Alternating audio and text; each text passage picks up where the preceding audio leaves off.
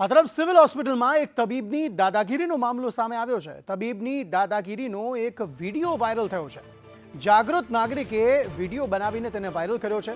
જે દવા હોસ્પિટલમાં હોય તે દવા મળે તેવું તબીબ દ્વારા કહેવામાં આવ્યું। આઈસીયુ વિભાગમાં રાડો પાડીને તબીબ વાતો કરતા હતા। ડાયાલિસિસ કરવા આવેલ દર્દીઓને તેમણે રીતસરના ખખડાવ્યા હતા અને દર્દી સાથે ગેરવર્તન કરતા આ તબીબનો વિડીયો સોશિયલ મીડિયામાં વાયરલ થયો છે।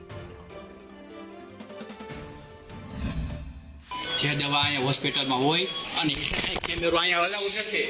અરે તારે સિક્યુરિટી ગઈ હમણાં કહું ન્યા તું મારા મોબાઈલ આજ કર તું કોણ ભાઈ તું ગમે એવું હોય અરે તું કોણ છો ઈ મને કે ખાલી સિક્યુરિટી બોલાવો બધી હું આમ ભરતભાઈ બોલાવો હું આમ પેશન્ટ છે ભારે હા તો ઈ રેડું નાખે છે ને થંભળા તું ભાઈ આ હે આઈસી છે નહીં મોબાઈલ કેમ આંચકો અરે પણ નિરાતે વાત અરે ઈ ભલે ને જે લખ્યું હોય મોબાઈલ કેમ આંચકો આ તો સિક્યુરિટી એક્ટ પ્રમાણે જે ગુનો દાખલ થતો એ કરી દો આ તો કરશું ડોક્ટર હુમલો હા ઈ કોણે હુમલો કર્યો એ બધા જોઈએ જ છે ને મોબાઈલ એટલે જ લાઈવ કર્યો તો ભાઈ વાંધો નહીં ભાઈ હા